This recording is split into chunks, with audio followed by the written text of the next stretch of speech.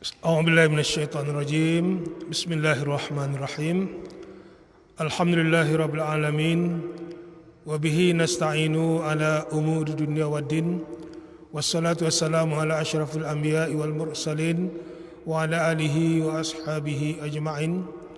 Asyhadu an la ilaha illallah wa asyhadu anna Muhammadan abduhu wa rasuluh la nabiyya ba'dah. Allahumma fasalli wa sallim wa barik ala sayyidina Muhammad wa ala alihi wa ashabihi ajma'in, amma ba'du. Bapak Ibu jemaah Masjid Tengah Jua yang dirahmati Allah, para saimin dan saimat rahimakumullah, segala puji dan syukur kita panjatkan kehadirat Allah Subhanahu wa taala yang telah memberikan taufik dan hidayah kepada kita bersama. Kemudian salat dan salam dengan bacakan Allahumma salli ala sayyidina Muhammad wa ala ali Muhammad kita hadiahkan kepada Rasulullah Muhammad sallallahu alaihi wasallam. Semoga kita semua tetap menjadi hamba umat beliau dan mengikuti segala ajaran yang telah beliau bawa sampai akhir hayat kita nanti. Amin ya rabbal alamin. Bapak Ibu jemaah yang kita rahmati, yang dirahmati Allah, pada sore yang berbahagia ini yang akan memberikan tausiah adalah Ustaz Hidayatullah. Alhamdulillah beliau sudah bersama dengan kita. Sebelum kita mulai, mari kita buka dengan bacakan basmalah. Bismillahirrahmanirrahim. Selanjutnya kita persilakan kepada Ustaz kita.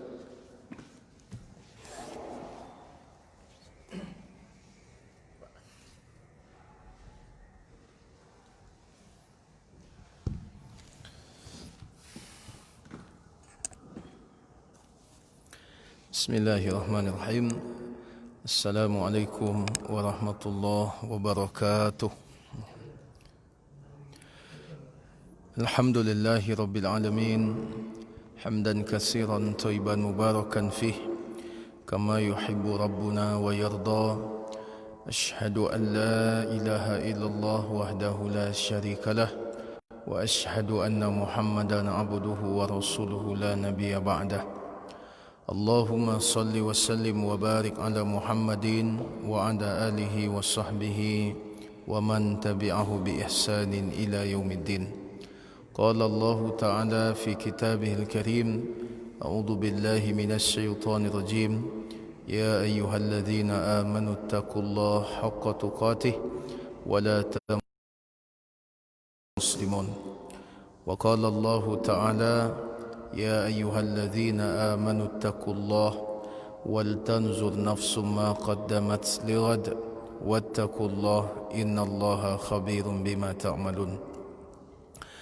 Bapak-bapak, ibu-ibu, saudara-saudari, kaum muslimin, kaum muslimat, kaum mukminin, kaum mukminat, as-saimin was-saimat, di mana saja berada di lingkungan Masjid Jihad Tengah Jua, baik yang menyimak di rumah ataupun yang menyimak melalui media Facebook.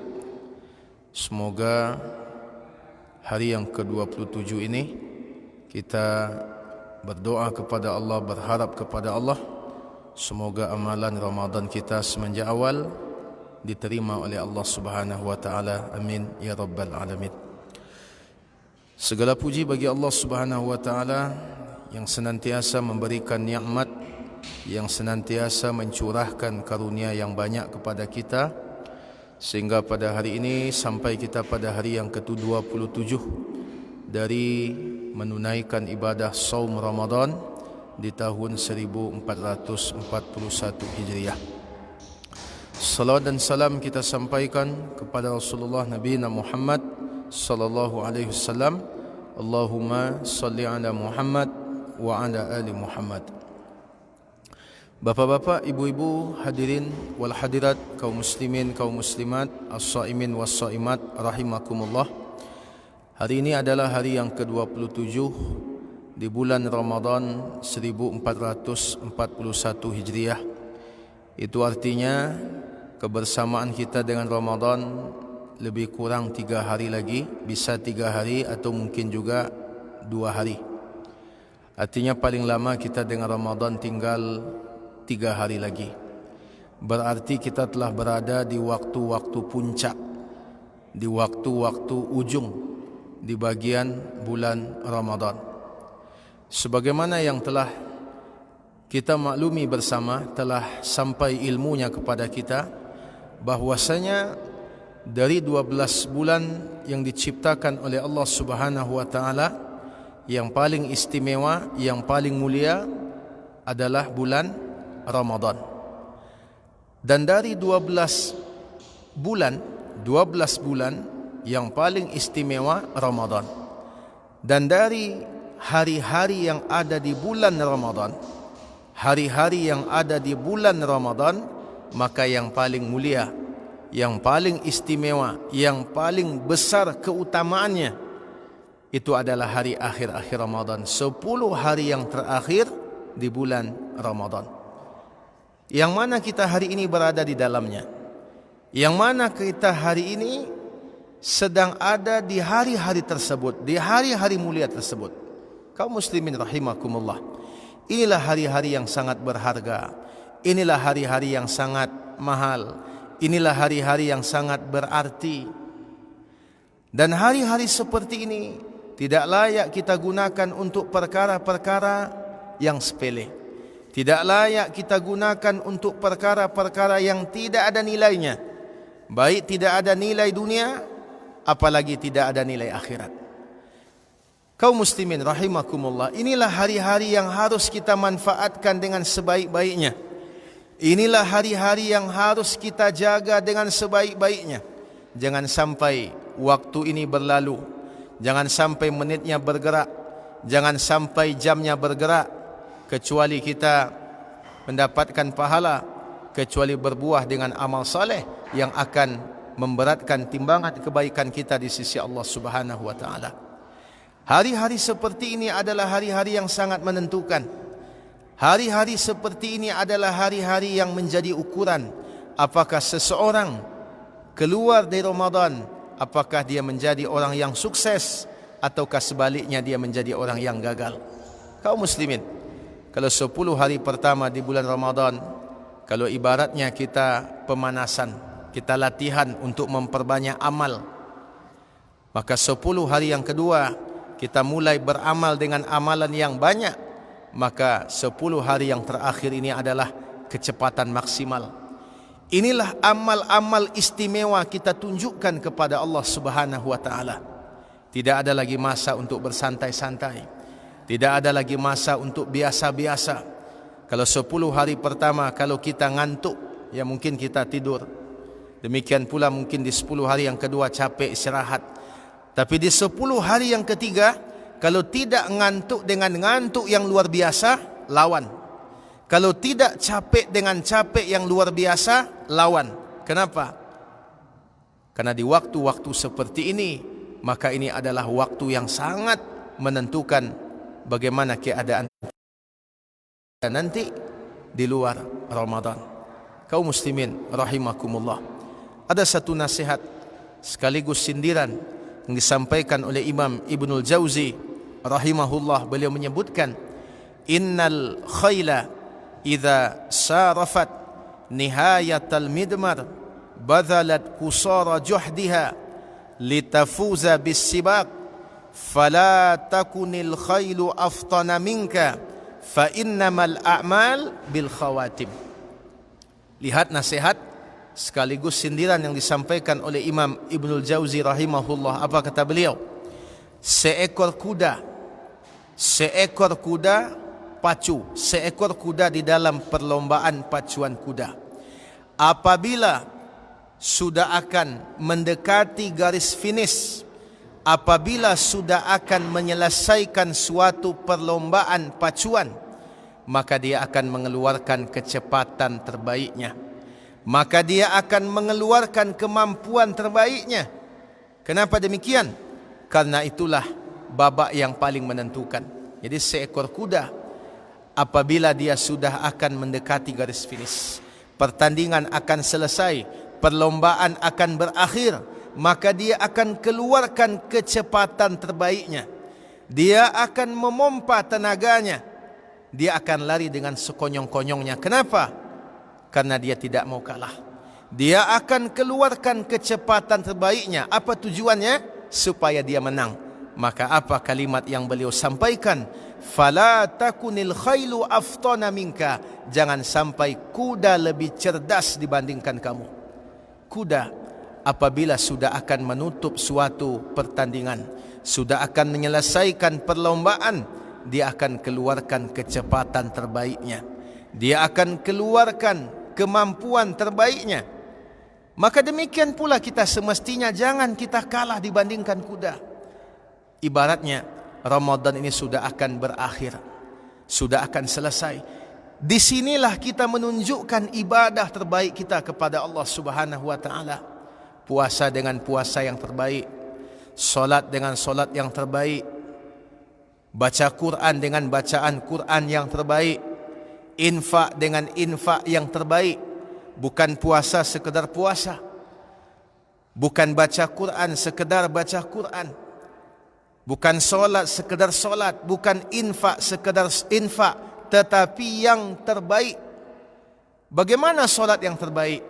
Kita solat dengan khusyuk, nikmati rakaat demi rakaat, nikmati kaum muslimin rahimakumullah, nikmati. Upayakan ketika solat, maka kita ingat dengan dosa-dosa kita. Upayakan ketika solat kita terbayang dosa-dosa kita, kesalahan-kesalahan kita. Upayakan kita solat, kita sedang berhadapan dengan Allah Subhanahu wa ta'ala. Demikian pula kita puasa dengan puasa yang terbaik. Apa maksudnya puasa dengan puasa yang terbaik?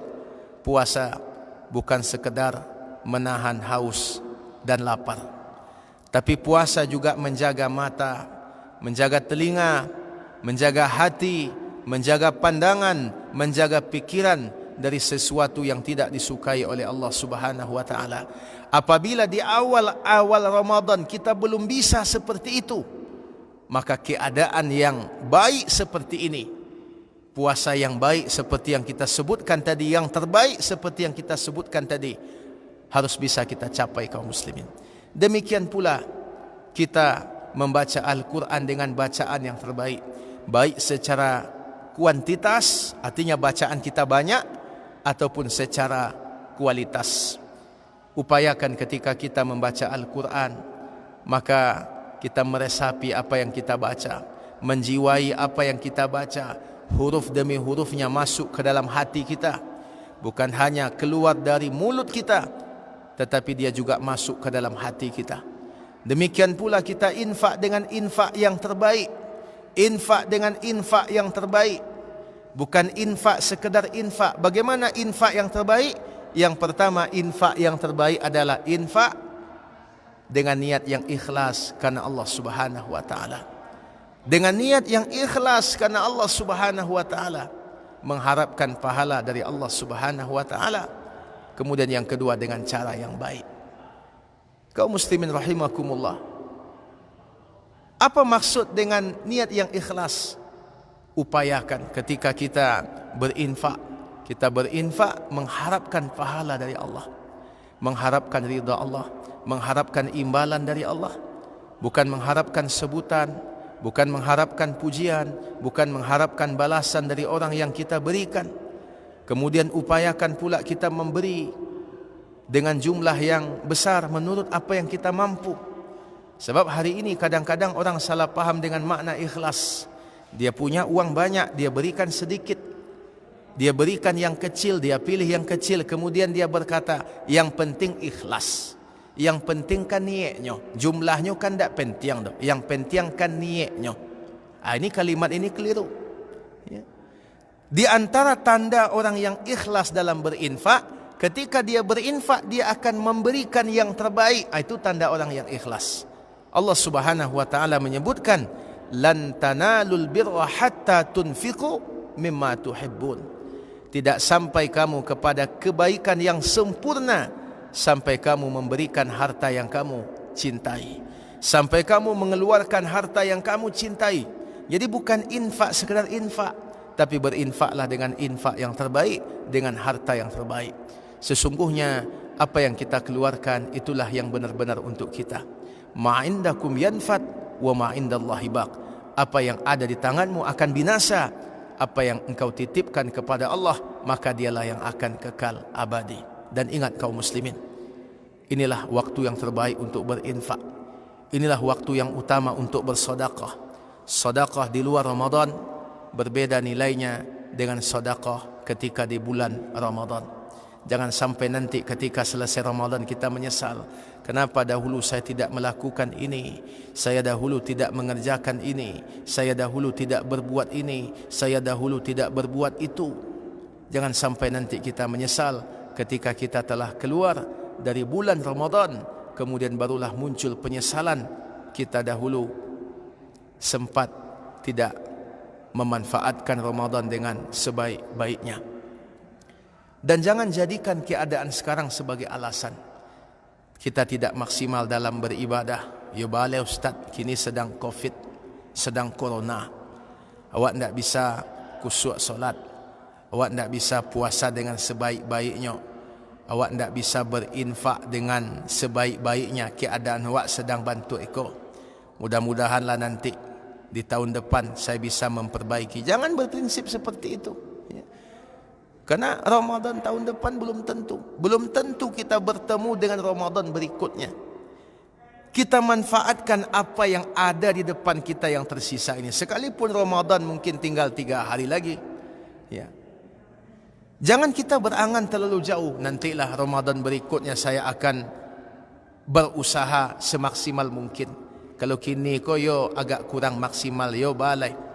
Kondisi awak seperti ini, kita dalam keadaan corona. Jangan jadikan sebagai alasan. Kaum muslimin rahimakumullah. Karena Ramadan tahun depan itu masih bayangan. Itu masih angan-angan. Entah ya entah tidak kita bertemu. Betapa banyak saudara kita kaum muslimin yang Ramadan tahun lalu mereka masih bersama kita, puasa bersama kita, salat bersama kita, beribadah bersama kita. Hari ini mereka tidak ada. Dahulu mereka berada di atas tanah, sekarang tanah berada di atas mereka. Karena itu kita masih berada di hari-hari di bulan Ramadan, hari-hari yang sangat istimewa. Mari kita manfaatkan dengan sebaik-baiknya. Jamaah rahimakumullah, ikhwani fiddin, masyiral muslimin rahimani wa rahimakumullah. Kemudian juga yang perlu kita ingatkan di akhir-akhir Ramadan seperti ini, hal-hal yang tidak ada hubungan dengan ibadah secara khusus maka tinggalkan. Hal-hal yang sifatnya seremonial, pergi ke pasar, membeli pakaian, membeli ini, membeli itu, ya, habis waktu kita sekian jam. Kemudian berdesak-desakan, apalagi dalam kondisi seperti ini, ya, dalam kondisi Covid seperti ini. Pertama, kita membahayakan diri kita. Yang kedua, kita membuang waktu-waktu yang terbaik untuk perkara yang sebenarnya tidak ada hubungan langsung dengan amal saleh, tidak ada hubungan langsung dengan ibadah. Ya, tidak perlu kita lakukan seperti itu. Di 10 hari terakhir ini kita sibukkan diri kita dengan beribadah kepada Allah. Ya, kita di rumah kita berzikir, bertafakur, memohon ampun kepada Allah, membaca Al-Quran, kita bermuhasabah. Inilah yang semestinya kita sibukkan diri kita di 10 hari terakhir ini. Kalau tidak ada hal-hal yang memang sangat penting, jangan keluar, ya. Jangan keluar. Waktu ini adalah waktu yang sangat mahal. Waktu ini adalah waktu yang sangat berharga. Jangan sampai waktu yang berharga ini kita gunakan untuk sesuatu yang tidak berharga. Yang berharga hanya digunakan untuk yang berharga. Jangan sampai yang berharga tapi digunakan untuk sesuatu yang murah, untuk sesuatu yang sia-sia, untuk sesuatu yang kecil. Sayang sekali. Waktu ini adalah waktu yang sangat mahal. Yang dahulu Rasulullah dan para sahabat, mereka apabila telah berada di 10 hari terakhir, mereka menunaikan i'tikaf. Mereka menghabiskan waktu mereka di masjid.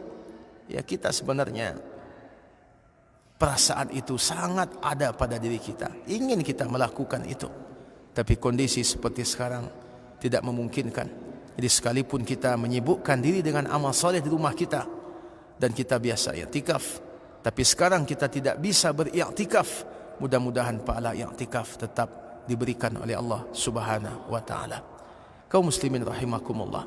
Karena itu di nasihat hari ke-27 di Ramadan tahun ini kita sampaikan, kita nasihatkan, saya sampaikan untuk diri saya sendiri dan untuk kita semua. Mari kita manfaatkan hari-hari sekarang dengan sebaik-baiknya. Kita manfaatkan waktu yang tersisa dengan sebaik-baiknya, karena ini adalah waktu yang sangat berharga, waktu yang sangat mahal.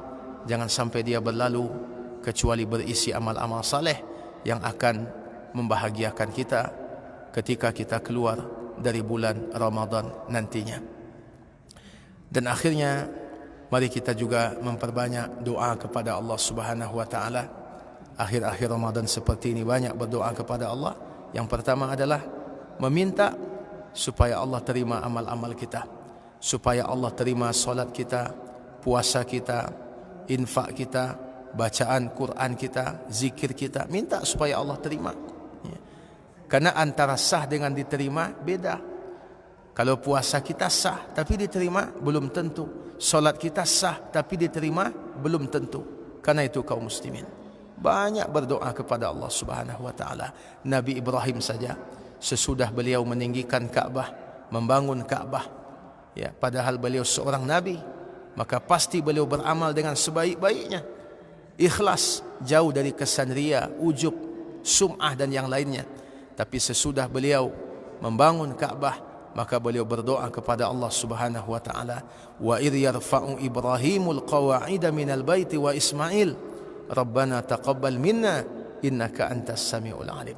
Dan ingatlah ketika Ibrahim dan Ismail selesai meninggikan Ka'bah, sesudah itu mereka berdoa, Rabbana taqabbal minna innaka antas samiul alim. Ya Allah, terimalah amal-amal kami, sesungguhnya Engkau Maha mendengar lagi Maha mengetahui. Kemudian yang kedua berdoalah kepada Allah Subhanahu wa taala supaya Allah ampuni dosa-dosa kita, supaya Allah maafkan kesalahan kita, karena sungguh kita sangat butuh dengan ampunan Allah Subhanahu wa taala. Mungkin kita masih ingat dengan nasihat di awal-awal Ramadan yang disampaikan oleh guru-guru kita tentang hadis Nabi sallallahu alaihi wasallam, sungguh merugi orang yang bertemu dengan Ramadan, keluar dari Ramadan tapi dosanya tidak diampuni oleh Allah Subhanahu wa taala. Ramadan adalah bulan yang ampunan Allah lebih luas dibandingkan bulan-bulan yang lainnya. Manakala seseorang tidak mendapatkan ampunan di bulan Ramadan, maka di bulan lain lebih berat dia untuk mendapatkan ampunan, lebih kecil peluangnya untuk mendapatkan ampunan. Dan ketahuilah kaum muslimin, kebutuhan kita terhadap ampunan lebih besar dibandingkan kebutuhan kita terhadap rezeki. Orang mati membutuhkan ampunan, orang mati tidak membutuhkan rezeki. Orang hidup membutuhkan ampunan, orang hidup membutuhkan rezeki. Orang mati membutuhkan ampunan tapi tidak lagi membutuhkan rezeki. Rezeki hanya dibutuhkan oleh orang yang hidup, akan tetapi ampunan dibutuhkan oleh orang yang hidup dan orang yang telah mati. Bayangkan, orang selevel Aisyah saja, sekelas Aisyah saja diperintahkan oleh Nabi untuk meminta ampun. Quli Allahumma innaka afuun tuhibbul afa fa'fu anni. Wahai Aisyah, ucapkan, Allahumma innaka afuun, ya Allah, sesungguhnya Engkau Maha Pemaaf. Tuhibbul afa, mencintai orang yang meminta maaf. Fa'fu anni, maafkan aku ya Allah. Lihat, kalaulah orang selevel Aisyah, sekelas Aisyah diperintahkan oleh Nabi untuk meminta ampun kepada Allah Subhanahu wa taala, maka bagaimana dengan kita, jamaah rahimakumullah? Karena itu mintalah ampun setiap saat, di waktu pagi, di waktu siang, di waktu malam, di waktu sahur, minta ampunan kepada Allah. Karena itulah kebutuhan pokok kita. Apabila kita telah mendapatkan ampunan dari Allah, maka akan masuk kebahagiaan di dalam hati kita. Apabila kebahagiaan masuk ke dalam hati kita, maka itulah bahagiaan yang sesungguhnya.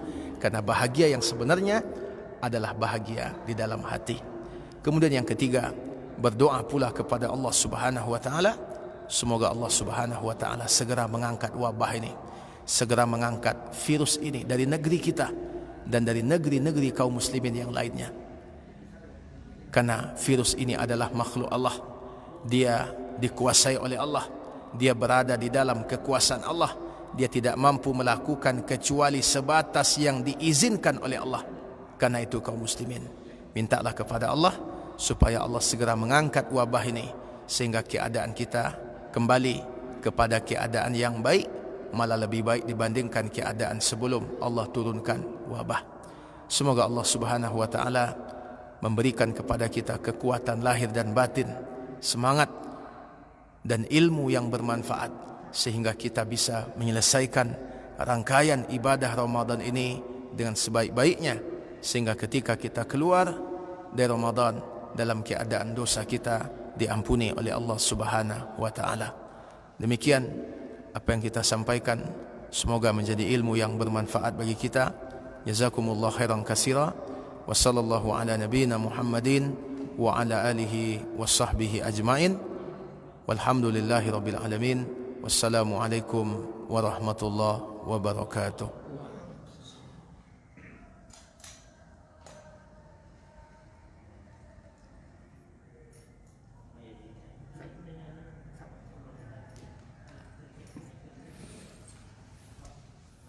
Gata ko lang kan.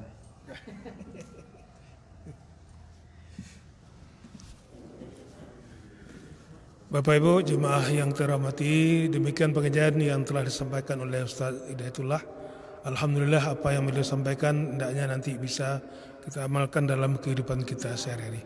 Terima kasih atas perhatiannya. Mohon maaf atas segala kekurangan. Kita akhiri wabillahi taufik wal hidayah. Assalamualaikum warahmatullahi wabarakatuh.